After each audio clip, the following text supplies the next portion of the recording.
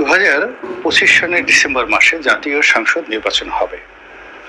প্রধান উপদেষ্টা ডক্টর মোহাম্মদ ইউনূস এরকম একটি আশ্বাস দিয়েছেন। বিএনপির যারা নেতা তার সঙ্গে দেখা করতে গিয়েছিলেন তাদেরকে তিনি এই কথা বলেছেন। আর একই কথা জাপানের একটি সংবাদ মাধ্যম এনএসকে টেলিভিশন সেটির সঙ্গে সাক্ষাৎকার দিতে গিয়ে তিনি একটি ধারণা দিয়েছেন যে যদি রাজনৈতিক দলগুলো চায় তাহলে এই বছর ডিসেম্বর মাসে নির্বাচনের আয়োজন সরকার করবে। এই গেল একটা খবর। দ্বিতীয় আরেকটি খবর, এটি কি নির্বাচন কমিশন থেকে এসেছে না অন্য জায়গা থেকে এসেছে আমি বলতে পারবো না। খবরটা হলো যে ডিসেম্বর মাসে নির্বাচন হবে এবং তারিখ ঘোষণা করে দেওয়া হয়েছে ডিসেম্বর মাসের 6 তারিখ। এখন ধরুন ডিসেম্বর মাসের 6 তারিখে নির্বাচন হবে। নির্বাচনের 1 মাস বা 2 মাস আগে তফসিল ঘোষণা করা হবে। তফসিল ঘোষণা করার পর প্রস্তুতি শুরু হবে, রাজনৈতিক দলগুলো মনোনয়ন দেবে। তাহলে আমাদের হাতে সময় আছে, অর্থাৎ যদি এটা ফেব্রুয়ারি মাস ধরেন, মার্চ মাসটি পুরোটা যাবে পবিত্র মাহে রামাদান উপলক্ষে, সবাই ব্যস্ত থাকবে। তো মার্চের পরে 2.5 মাস পরে, অর্থাৎ এপ্রিল মে জুন মাসে আবার মানে ঈদুল আজহা এবং বর্ষাকাল। জুলাই থেকে বা আগস্ট থেকে মূলত নির্বাচনের প্রস্তুতি শুরু হবে।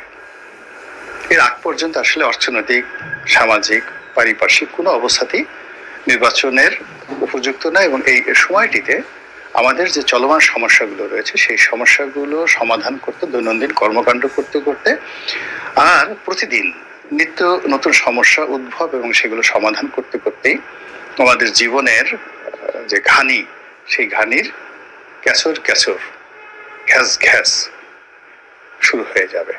এটা হলো বাস্তবতা। ফলে সত্যিকার অর্থে জুলাই মাসে মানে আমরা নির্বাচন করার মতো শক্তি পাবো কি পাবো না, থাকবে কি থাকবে না, এটি আমি এখানে আলোচনা করবো না। ধরে নিলাম যে সব কিছু সুন্দর গতিতে এগুচ্ছে নির্বাচনের দিকে এবং জুলাই মাসের পর থেকে সরকার কুমারী গামছা বেঁধে নির্বাচন করার জন্য, অর্থাৎ আগস্ট, সেপ্টেম্বর, অক্টোবর, নভেম্বর এই সময়টিতে তারা সর্বশক্তি নিয়োগ করলো।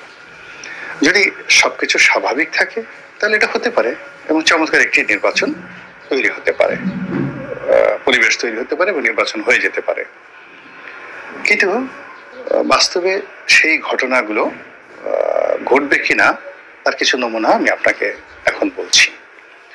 প্রথমত হলো এখন যে রাজনৈতিক অবস্থা, আইন শৃঙ্খলা রক্ষাকারী বাহিনীর যে অবস্থা, সারা দেশে যে মব চলছে, এই পুরো জিনিসটি নির্বাচনের তফসিল ঘোষণা করার সাথে সাথে বা নির্বাচনের ডামাডোল শুরু হওয়ার সাথে সাথে 180 ডিগ্রি অ্যাঙ্গেলে উল্টে যাবে। অর্থাৎ জুলাই মাস থেকে পুরোটা উল্টে যাবে এবং সব কিছু চাবি কাঠি বিএনপি মুখী হয়ে যাবে। এবং আরো আশ্চর্য বিষয় হলো বিএনপির এই যে ক্ষমতা, এই ক্ষমতা না থাকবে লন্ডনে, না থাকবে বিএনপির চেয়ারপারসনের যে অফিস গুলশানে, সেখানে না থাকবে রিজভী সাহেবের যে অফিস বিএনপির পল্টন অফিস সেখানে। আপনাদের মনে আছে যে 2018 সনে যখন 2-3টে করে নির্বাচনে মনোনয়ন দেওয়া হলো এবং সেটা ভীষণ রকম যাকে বলা হয় নেতিবাচক একটা অবস্থা তৈরি করে ফেলেছিল। বিএনপি অফিসে প্রতিদিনই মারামারি কাটাকাটি হতো। তারপরে অনেক বড় বড় নেতা যারা এই মনোনয়নের সঙ্গে জড়িত ছিলেন, যারা জনাব তারেক রহমান সাহেবের সিদ্ধান্ত বাস্তবায়ন করেছেন মাত্র, তারা অপমানিত হয়েছেন, লাঞ্ছিত হয়েছেন।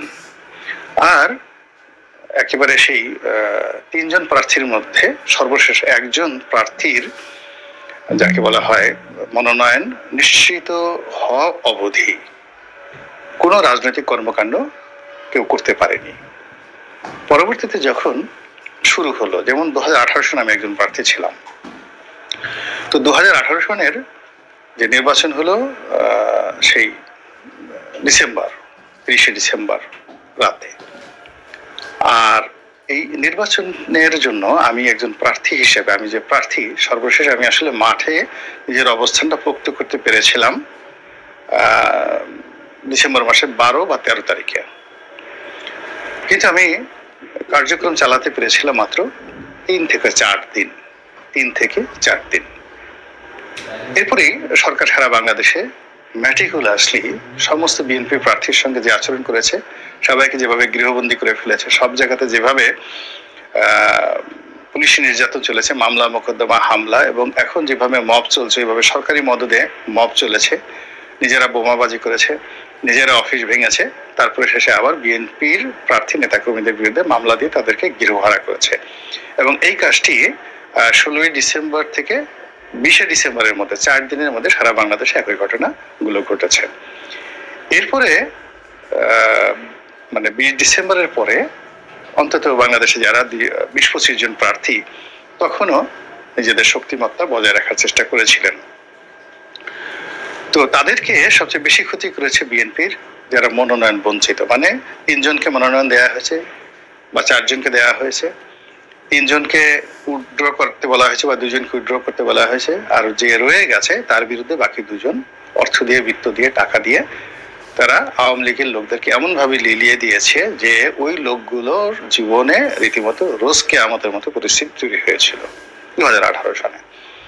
তো খালি সব ব্যাপারে যে সরকার বা বিএনপি বা আওয়ামী লীগকে দায়ী করা যাবে তা নয়, বাস্তব অবস্থা আগে বুঝে ব্যবস্থা নিতে হবে। এখন 2018 সালে বিএনপির যে অবস্থা ছিল সেই অবস্থার চাইতে এখন অবস্থা আরো নাজুক। এর কারণ হলো বিএনপির ওই সময়টিতে নেতাকর্মী যারা ছিল প্রান্তিক পর্যায়ে তারা সবাই ছিল অভাবী, আওয়ামী লীগের লোকদের দ্বারা বিতাড়িত, নির্যাতিত, এবং তাদের কোনো নৈতিক শক্তি ছিল না এবং তাদের মাসেল পাওয়ার ছিল না। কিন্তু গত 6 মাসে টেকনাফ থেকে তেঁতুলিয়া পর্যন্ত প্রায় সবগুলো অঞ্চল এলাকা বিএনপি নেতাকর্মীদের দখলে।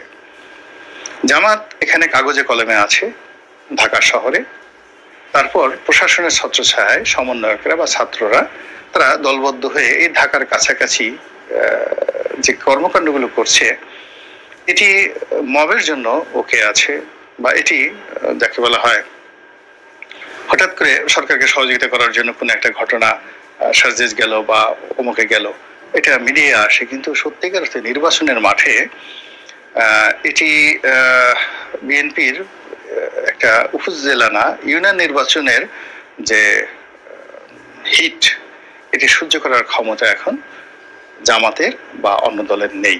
এটি হলো বাস্তবতা। তো যখন নির্বাচনের তফসিল ঘোষণা হয়ে যাবে তখন পুরো ক্ষমতাটা বাংলাদেশের 300 নির্বাচনী আসনে বিভক্ত হয়ে যাবে। এবং এখানে বলে রাখা ভালো যে সংস্কার কমিশন যেটা বলেছে 400 আসন ইত্যাদি ইত্যাদি ইত্যাদি, এসব কোনো কিছুই হবে না। এই 300 আসনই নির্বাচন ধরেন হলো, এইভাবে আমরা ধরে নিলাম 300টি সংসদীয় আসন। কিন্তু এখানে যে সমস্যাটা হবে 300টি সংসদীয় আসনে বিএনপির গড়ে 5 জন করে প্রার্থী, একজন দলীয় মনোনয়ন পাবেন, বাকি 4 জন স্বতন্ত্র প্রার্থী হবে। এবং এই স্বতন্ত্র প্রার্থীদেরকে কোনো অবস্থাতেই বিএনপির হাইকমান্ড নির্বাচন থেকে বন্ধ রাখতে পারবেন না বা নির্বাচন থেকে নিবৃত্ত করতে পারবেন না। তারা তাদের সর্বশক্তি নিয়োগ করে ওখানে জামাতের লোক থাকলে জামাতের লোক, তারপরে আওয়ামী লীগের লোক থাকলে আওয়ামী লীগের লোক, পুলিশ যদি ওখানে শক্তিশালী হয় পুলিশের লোক, আর্মির যদি ওখানে লোকজন থাকে তাদেরকে কবজা করে নিজেরা নিজেদের মধ্যে এরকম একটা অন্তর্দ্বন্দ্ব, মারামারি, কলহ, বিবাদ শুরু করবে যে ধানের শীষ বনাম ধানের শীষ। অর্থাৎ 2024 সনে আমরা আমি দামি স্বামী, অর্থাৎ নরেন্দ্র মোদীর মনোনয়ন, শেখ হাসিনার মনোনয়ন, কেন্দ্রীয় আওয়ামী লীগের মনোনয়ন এবং স্থানীয়ভাবে বিদ্রোহী প্রার্থী, এরকম 4 ধরনের প্রার্থী ছিল। তো আপনি জানেন যে কোনো মন্দ কাজ এটা সুদে আসলে বাড়তে থাকে, ভালো কাজ কমতে থাকে, সুদে আসলে বাড়তে থাকে। তো 2024 সনের যে নির্বাচনের প্রেক্ষাপট তার চাইতো এই যে 2025 সনের যে নির্বাচন, তো 2025 সনের সেই নির্বাচনটি আরো মারাত্মক এবং আরো অব্যবস্থায় পরিপূর্ণ এবং আরো ভয়ঙ্কর হয়ে উঠবে জনগণের জন্য, বিএনপির জন্য এবং সবার জন্য। এখানে এই যে বিএনপির নিজেদের মধ্যে যে মারামারি, কাটাকাটি, অন্তর্দ্বন্দ্ব, কলহ, বিবাদের কারণে অন্য দলের প্রতীকের নাম মানুষ উচ্চারণ করতে পারবে না, আর অন্য দলের যারা প্রার্থী তারা দূরে দাঁড়িয়ে এই দৃশ্য এবং তামসা দেখা ছাড়া এদের অন্য কোনো উপায় থাকবে না। তো এই যে বিএনপি যদি সেই 2025 সনের যে ডিসেম্বর মাসে নির্বাচনে যায় এবং এখনকার যে পরিস্থিতি, এই পরিস্থিতি একেবারে স্বয়ং হযরত আজরাইল আলাইহিস সালামকে নিয়ে যদি স্বরাষ্ট্রমন্ত্রী বানানো হয়, জিবরাইল আলাইহিস সালামকে যদি প্রধানমন্ত্রী বানানো হয়, আমার কাছে মনে হচ্ছে না যে এই পরিস্থিতি খুব দ্রুত এবং সহসা এখান থেকে উন্নয়ন ঘটবে। এর কারণ হলো যখন এই যে বাংলাদেশে যে বিপ্লব হয়েছে, গণ অভ্যুত্থান হয়েছে, এরকম একটা ঘটনা ঘটে, এই ঘটনার সঙ্গে সঙ্গে দুটো সমীকরণ হয়। অর্থাৎ একটা রাজনৈতিক শক্তি যদি খুব প্রস্তুত থাকে, একেবারে রেডি থাকে, তারপরও 2 বছর গন্ডগোল হয়। যেমন ধরুন, ব্রিটিশরা পাকিস্তান বিভক্ত করেছে, ওখানে পণ্ডিত জওহরলাল নেহরু, মাওলানা আবুল কালাম আজাদ, সর্দার বল্লভভাই প্যাটেলের মতো মানুষ, আর এদিকে কায়েদ আজম মোহাম্মদ আলী জিন্নাহ সাহেব, লিয়াকত আলী খানের মতো মানুষ। তারপরও 2 বছর যে রক্তক্ষয়ী সংঘর্ষ এই পাকিস্তানে হয়েছে এবং ভারতে হয়েছে, এটি বন্ধ করা যায়নি। আবার হোসনি মুবারকের পতনের পরে মুসলিম ব্রাদারহুড যেভাবে ক্ষমতায় আসলো, সেই ক্ষমতা কিন্তু তারা চালাতে পারেনি এবং এই একই পরিস্থিতি তৈরি হবে বিএনপির জন্য বা জামাতের জন্য যদি তারা ক্ষমতায় আসে। এবং একই পরিস্থিতি এখন চলছে বাংলাদেশে, অর্থাৎ মুসলিম ব্রাদারহুডের মিস্টার মুরসির জন্য যে সমস্যাগুলো ছিল, সেই সমস্যাগুলো এখন এই মুহূর্তে ডক্টর মোহাম্মদ ইউনূসকে মোকাবেলা করতে হচ্ছে। এর কারণ হলো রাজনীতি সারা দুনিয়াতে একই রকম এবং এটি কখনোই আকাঙ্ক্ষা, রাজনীতির যে আকাঙ্ক্ষা বা সমীকরণ অঙ্ক বদলায় না। আগে সিংহাসনে বসতো আর এখন অন্য চেয়ারে বসে, কিন্তু ওই চেয়ারে বসার পরে সম্রাট অশোকের যে ভাবসাব বা মনোবৃত্তি বা তার যে সমস্যা ছিল, ডক্টর মোহাম্মদ ইউনূসের সমস্যা একই রকম। নরেন্দ্র মোদীর যে সমস্যা ছিল, চন্দ্রগুপ্ত মৌর্যের সমস্যা একই ছিল। আকবরের যে সমস্যা ছিল, তেমনি শেখ হাসিনারও সমস্যা ছিল। তো এই বিষয়গুলো যারা বুঝতে পারেন, তারা প্রস্তুতি যারা নিতে পারেন, সেখানে পিসফুল ট্রানজিশনটা চমৎকার হয়। যেমন দুটো ট্রানজিশন চমৎকার ভাবে আমাদের গত শতাব্দীতে হয়েছে। 1 নম্বরে নেলসন ম্যান্ডেলার পাওয়ার ট্রানজিশনটা, আর 2 নম্বর হলো ফিদেল ক্যাস্ট্রো। এবং এর কারণ হলো দক্ষিণ আফ্রিকার নেলসন ম্যান্ডেলার যে দল, তাদের ব্যাপক প্রস্তুতি ছিল সরকার দায়িত্ব গ্রহণ করার জন্য, ফিদেল ক্যাস্ট্রোরও ব্যাপক প্রস্তুতি ছিল। আর বাকি সব জায়গাতেই, সেই চিলির সালভাদর আলেন্দে থেকে শুরু করে অন্যান্য যে সকল দেশে এইরকম বিপ্লব হয়েছে, সব জায়গাতেই ইনক্লুডিং বঙ্গবন্ধুর যে পতন, এই হ্যান্ডেল না করতে পারার কারণে। এখন অতীতে যে ঘটনাগুলো বাংলাদেশে ঘটেছে, অন্যান্য দেশে ঘটেছে, তার চাইতে এখনকার পরিস্থিতি অনেক অনেক জটিল। তো সেই জটিল অবস্থাতে ডক্টর মোহাম্মদ ইউনূস, যেখানে একজন নাগরিকের জীবন ছিনতাইকারীর হাত থেকে রক্ষা করতে পারছেন না, কুবজিঘাটা বাহিনীর হাত থেকে রক্ষা করতে পারছেন না, তো সেখানে 5 জন প্রার্থী রামদা নিয়ে, দেশি অস্ত্র নিয়ে, তারা লাঠিসোঁটা নিয়ে সেই ভোট কেন্দ্রে দাঁড়িয়ে থাকবেন। আর জনগণ সেখানে প্রার্থীদের পবিত্র মুখ দেখে বা ডক্টর মোহাম্মদ ইউনূসের নোবেল পুরস্কারের ছবি ধারণ করে তারা সেখানে ভোট দিতে যাবেন, এই কথা, বা জামাতের আমিরে নুরানি চেহারা মুবারক দেখে তারা সেখানে ভোট দিতে যাবেন, এই ধরনের চিন্তা করাটাই এক ধরনের অসুস্থতা। তো কাজেই যদি নির্বাচনে যেতে হয়, তাহলে সবার আগে দরকার হলো সুষ্ঠু পরিবেশ, আইন শৃঙ্খলা একেবারে পুনরুদ্ধার এবং রাষ্ট্রের প্রতি, ল অ্যান্ড অর্ডারের প্রতি মানুষের যে ভয়, শ্রদ্ধা, এটি 100%। আদারওয়াইজ যে নির্বাচন, সেই নির্বাচন অতীতের যে কোনো মন্দ নির্বাচনের চাইতেও আরো মন্দ আগামীতে হবে। এবং এই যে বিএনপি যে নির্বাচন করবে, সেই নির্বাচনে একটি আসনেও দেখা যাচ্ছে যে অন্য কোনো প্রার্থী দাঁড়াতে পারবে না কোনো অবস্থাতে। যদি এখানে কেন্দ্র থেকে ঘোষণা দেওয়া হয়, তাও পারবে না। নির্বাচন কমিশনের মানে অফিস, এই যে 32 নম্বর যেভাবে গুড়িয়ে দেওয়া হয়েছে, যদি এখান থেকে কোনো ভোট জালিয়াতি করার চেষ্টা করা হয়, ডিসি অফিস, নির্বাচন মানে কমিশনের কোনো অফিস, সঙ্গে সঙ্গে সেটা এই 32 নম্বরের বিল্ডিং এর মতো গুড়িয়ে মাটির সঙ্গে তারপর বুলডোজার দিয়ে মিশিয়ে দেওয়া হবে। কাজেই ফল যাকে বলা হয় তৈরি করা সম্ভব নয়, ফল তৈরি হবে সেন্টারে। এখন ভোট সেন্টার, এবং সেই ভোট সেন্টারটা হলো বাংলাদেশের যে কটি ভোট কেন্দ্র আছে ওখানে যে প্রার্থীর যে শক্তিমত্তা সেই ওটা নিয়ন্ত্রণ করবে, যে সিলকে কথা হয় পেটে। যেমন ধরুন একটা জায়গাতে বিএনপির 5 জন প্রার্থী, তো ইউনিয়ন আছে 20টি, তো কোনো প্রার্থীর হয়তো 3টি ইউনিয়নের শক্তি আছে, সে ওই 3টি ইউনিয়নের সিল পিটানো থেকে শুরু করে ফলাফল সে যেভাবে তৈরি করে দেবে ওইভাবেই ওখানে যারা লোকজন আছে তাদেরকে ঘোষণা করতে হবে।